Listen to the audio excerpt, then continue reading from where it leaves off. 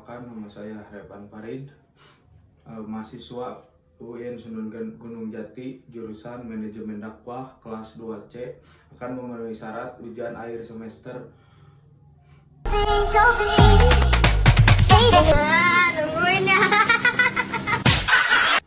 Selanjutnya saya akan membacakan soal, yaitu 10 nomor. Soal yang pertama, ilmu komunikasi awalnya berasal dari retorika. Retorika terkenal pada zaman Socrates.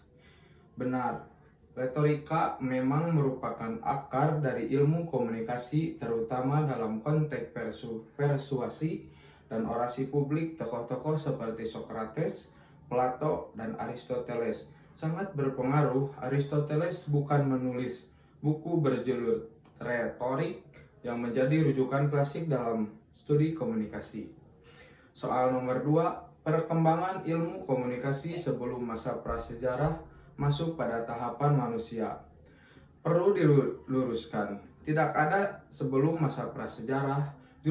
Justru masa prasejarah adalah awal komunikasi manusia, ditandai dengan komunikasi nonverbal seperti gerak tubuh, simbol, dan lukisan. Jadi maksudnya mungkin adalah perkembangan awal komunikasi manusia dimulai pada masa prasejarah dengan komunikasi nonverbal. Soal nomor 3, berbahasa lisan pada zaman ini ditandai dengan adanya kehidupan nomaden oleh spesies Cro-Magnon dan Neanderthal. Sebagian benar, Cro-Magnon dan Neanderthal memang hidup nomaden dan kemungkinan besar sudah memiliki bentuk komunikasi verbal dasar. Bahasa lisan diperkirakan mulai berkembang sekitar 50 tahun yang lalu. Soal nomor 4, yaitu setelah masa Benjamin Franklin di tahun 1700 sampai 1870, ilmu komunikasi memasuki tahap baru, yaitu mulai diajarkan secara formal di universitas. Orang yang meneliti studi tersebut adalah Harold de Lasswell. Perlu diluruskan, Benjamin Franklin lebih dikenal dalam bidang percetakan dan pers. Ilmu komunikasi mulai diajarkan secara formal di abad ke-20, bukan 1700-an. Harold de Lasswell memang tokoh penting, tetapi aktifnya sekitar 1930 sampai 1040-an, bukan di masa Franklin. Jadi pernyataan ini harus direvisi agar sesuai konteks historis. Soal nomor 5, zaman dahulu kendaraan yang digunakan untuk membawa orang-orang adalah kuda, onta, delman. Revolusi di Inggris abad ke-19 merubah transportasi tersebut lebih cepat dengan ditemukannya lokomotif. Perubahan ini berdampak pada perkembangan ilmu komunikasi. Benar, revolusi industri membawa perubahan besar, termasuk dalam hal transportasi dan komunikasi. Telegraf, mesin cetak modern, yang mempercepat penyebaran pesan dan informasi. Selanjutnya yaitu soal nomor 6, komunikasi adalah proses di mana seseorang menyampaikan stimulus dengan tujuan mengubah atau membentuk perilaku orang lainnya. Hal ini diungkapkan oleh Shannon de Waver.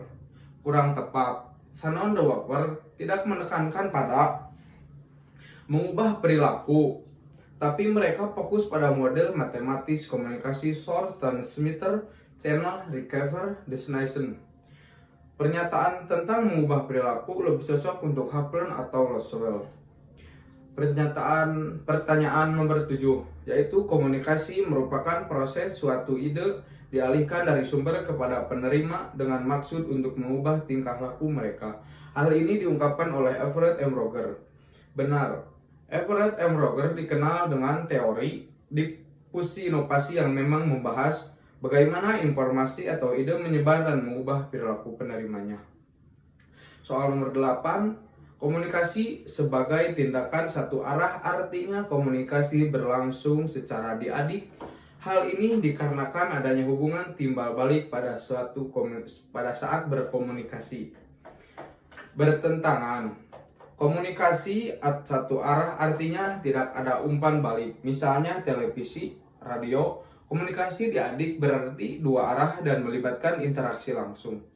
Misalnya percakapan Jadi tidak tepat jika satu arah dikatakan sebagai komunikasi diadik. Selanjutnya pertanyaan nomor 9. Hopland menyatakan bahwa komunikasi adalah proses di mana seseorang menyampaikan perangsang untuk mengubah tingkah laku. Benar, Karl Hopland menekankan komunikasi sebagai cara untuk mengubah sikap dan perilaku, terutama dalam konteks propaganda dan persuasi. 10. Selanjutnya nomor 10.